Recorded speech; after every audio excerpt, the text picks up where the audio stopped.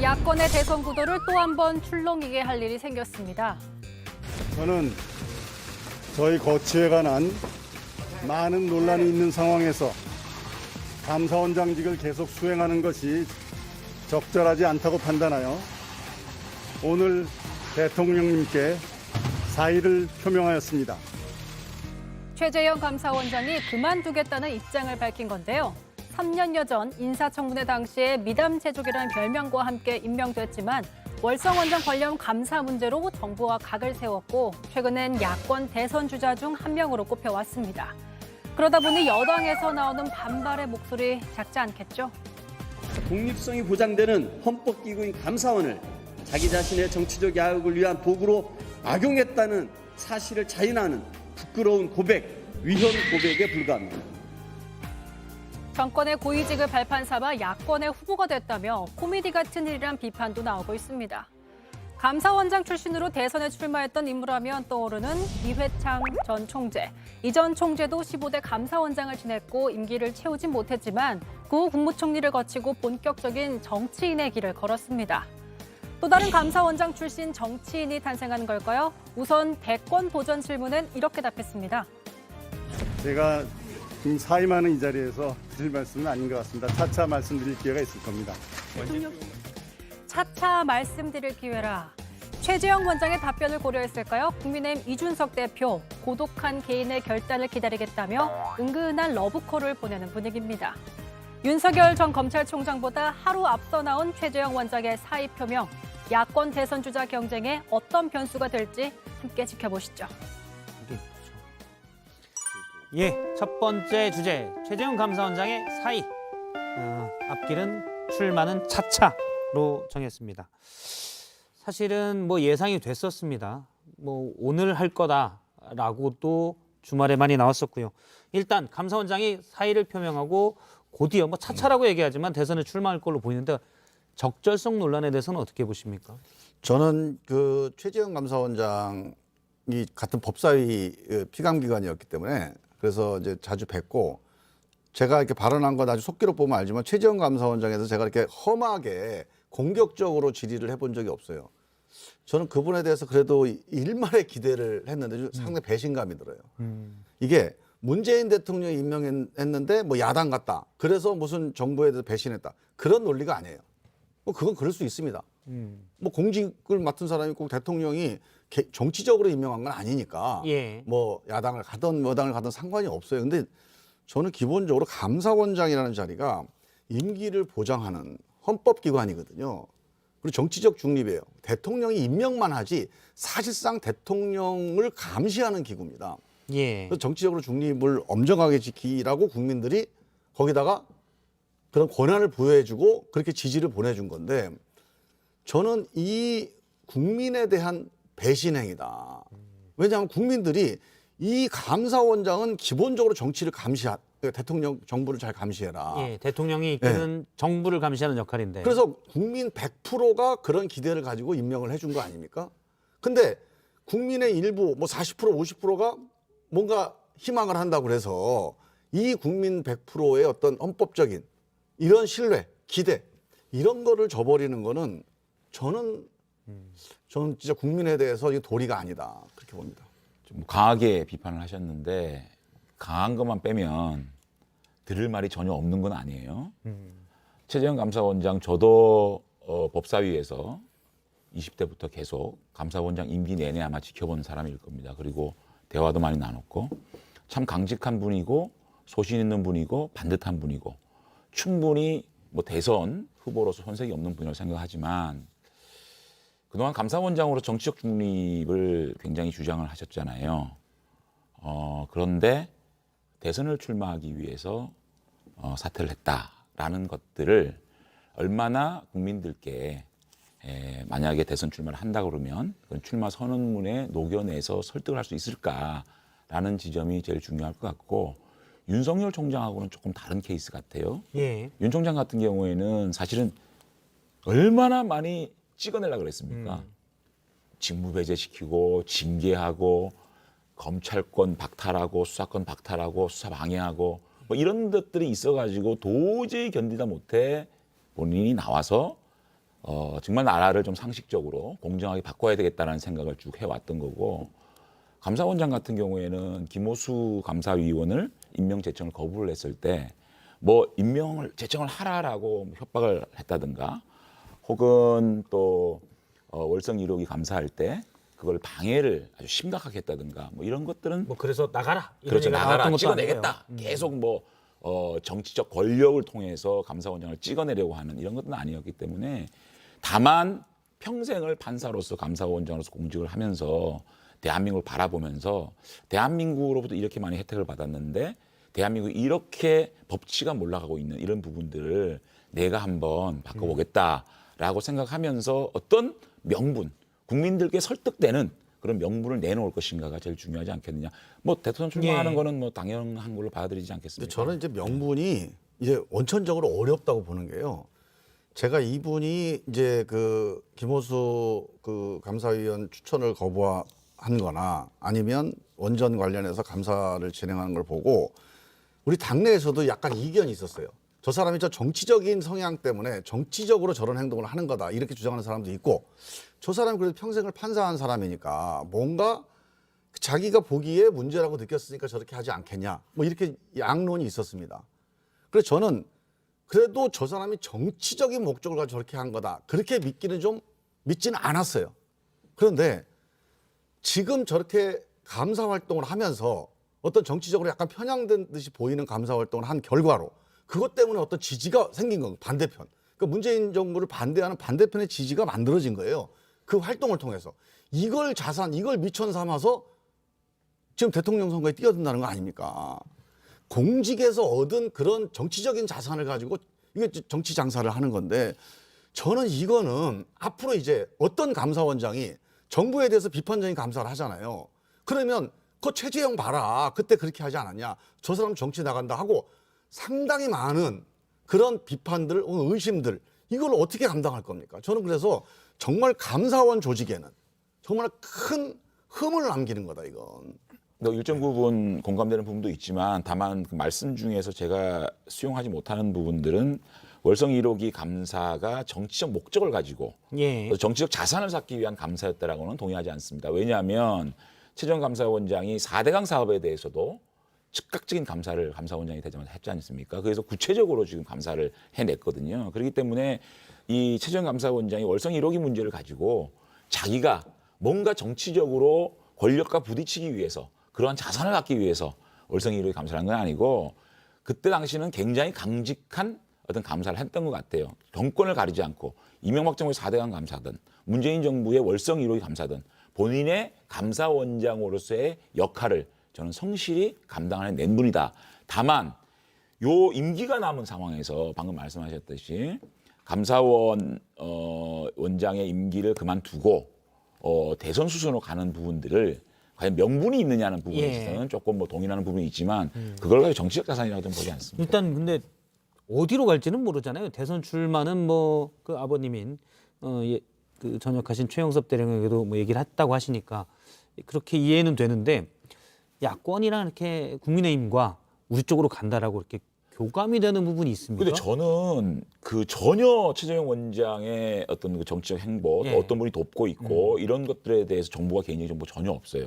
그리고 제 주변에서 최재형 감사원장과의 어떤 그런 교감을 하고 있는 정치인, 현역 정치인은 제가 아직까지는 못 들어봤습니다. 그건 뭐 얘기를 안 할 수도 있는 거겠지만 다만 정의화 전 국회의장님께서 한 번 정도 우리 감사원장을 만났다는 그 얘기는 제가 직접 들은 적은 있지만 그리고 정의화 국회의장님은 굉장히 최재형 감사원장에 대해서 평가를 하는 얘기를 제가 직접 예. 전해 들은 적은 있는데 그 외에 뭐 어떤 스탠스를 취하고 어떤 분들이 돕고 사실은 얼마 남지 않은 대선 전국에서 예. 경선에 만약에 국민의힘에 들어와서 경선을 한다 또는 정치적 메시지를 낸다 어떤 정책들을 국민 앞에 내세우겠다 이런 것들은 정책 분야, 조직 분야, 홍보 분야, 메시지 분야 방대한 어떤 준비가 돼야 조직이 되는데 필요하죠.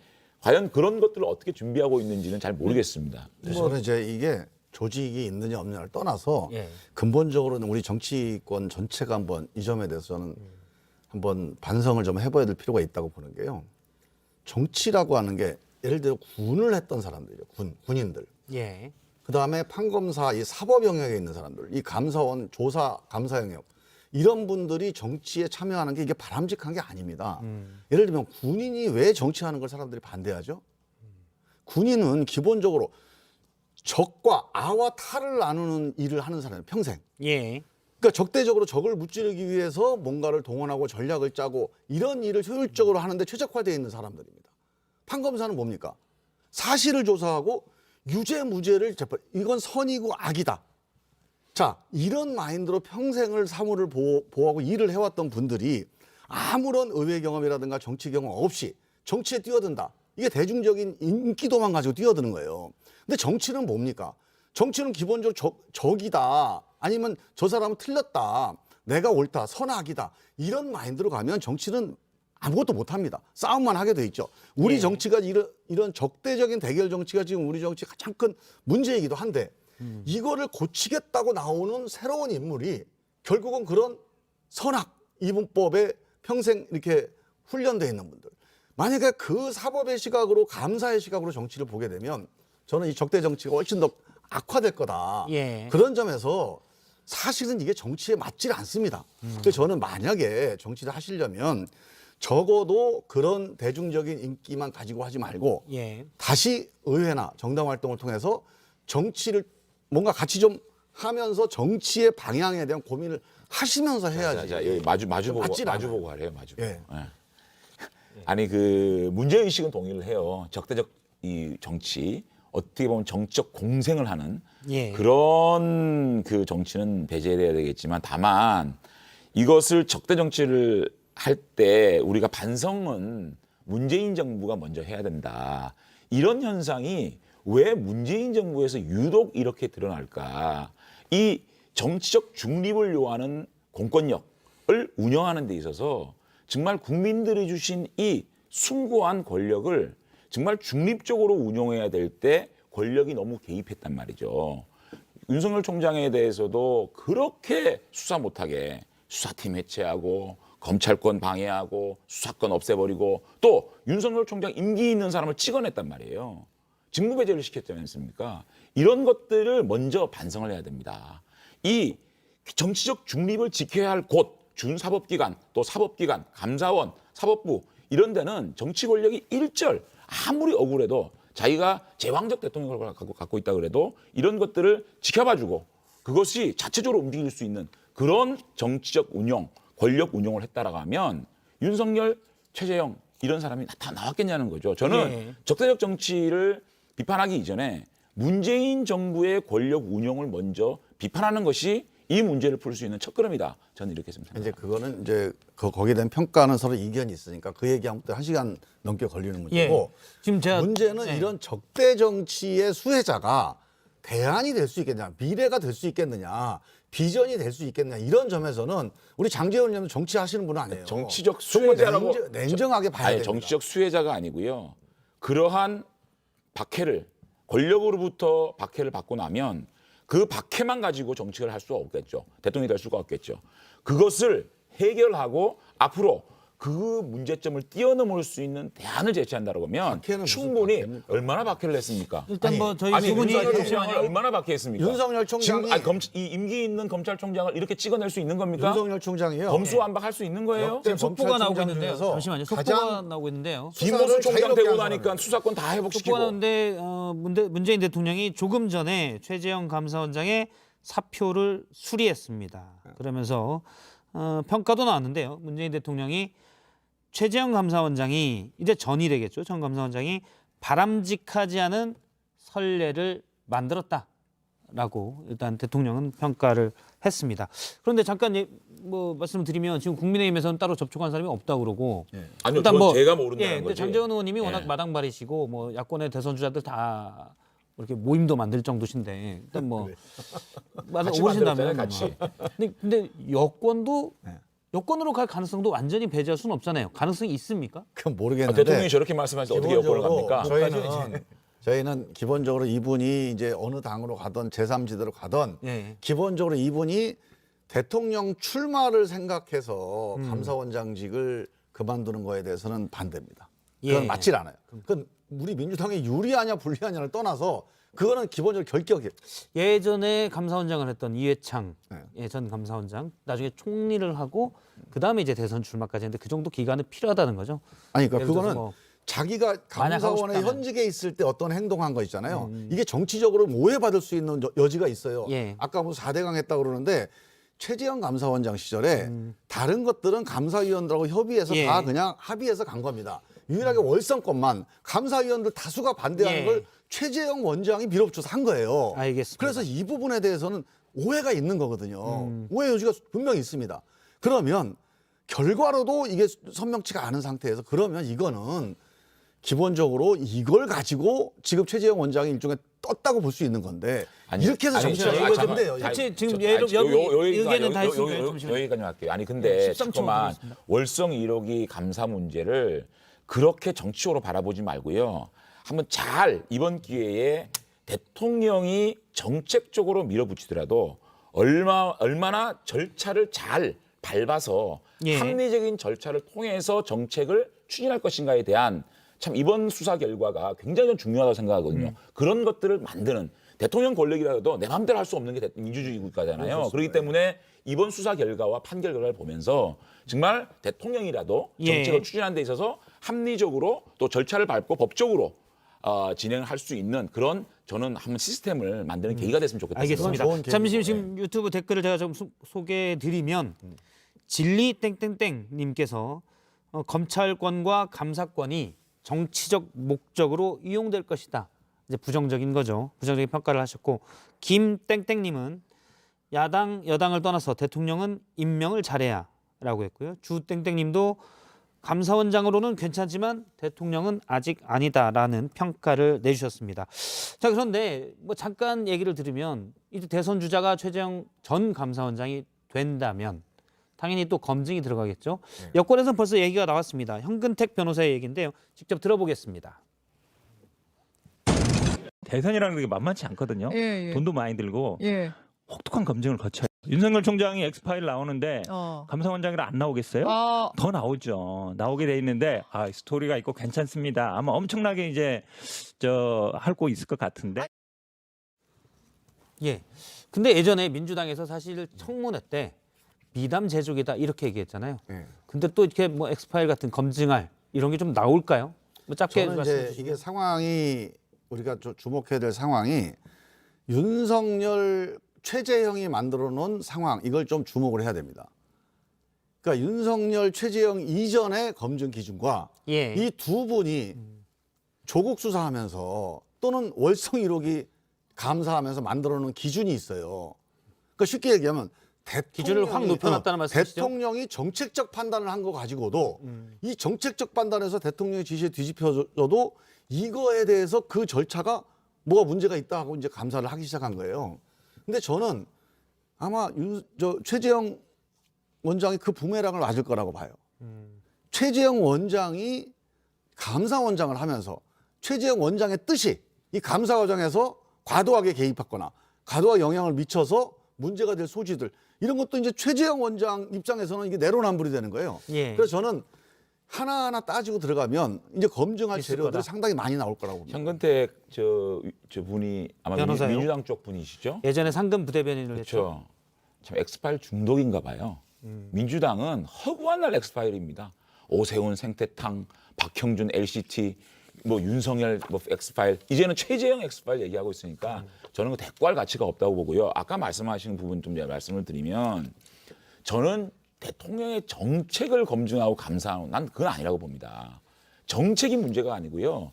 정책을 집행하는 과정의 적법성을 따지는 거거든요. 그거는 민주공화국에서 가장 중요한 겁니다. 대통령이 아무리 하고 싶은 정책이라도 법적 절차를 따라야 됩니다. 그 법적 절차를 따르지 않은 정책 추진은 저는 그건 직권남용입니다. 그렇기 때문에 그걸 검증하자는 거고 그다음에 사법기관이라든지 또 검찰이라든지 감사원이라든지 감사하고 수사하는 부분들을 권력이 지나치게 뭐 관여해서는 안 되거든요. 왜냐?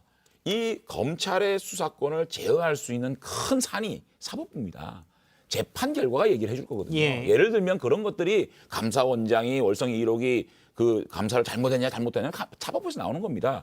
윤석열 총장이 조국 문제에 대해서 지금 뭐 수사한 거 그거 다 사법부에서 나오잖아요. 저는 아무리 대통령 권력이라도 그 사법부의 판단을 한번 기다려보는, 그래서 그것이 결과가 되어지는 그런 나라가 반듯한 나라 아니겠습니까? 그런 나라 만들어 보자는 거죠. 알겠습니다. 일단 뭐 내일 윤석열 전 총장이 정치 참여를 선언하는데 오늘 사퇴를 밝혔다.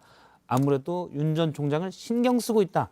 물론 제 생각은 그건 또 이제 우리 언론에서 아닌가요? 또 워낙 또 그 해석을 예. 다양하게 하시니까. 저희 어쨌든 뇌피셜인데 뭐 최재형 일단 김정민 네. 의원님은 부적절하다, 엄청나게 부적절하다고 얘기하셨고 엄청나게까지는 아니지만 조금 아니 명분적인 측면에서 명분은 어떻게 제 말씀은 예. 명분이 없다는 게 아니고요. 그 명분을 국민들에게 납득할 만큼 설명할 수 있을 것인가 관건이다. 그걸 지켜봐야 된다. 그렇습니다. 알겠습니다.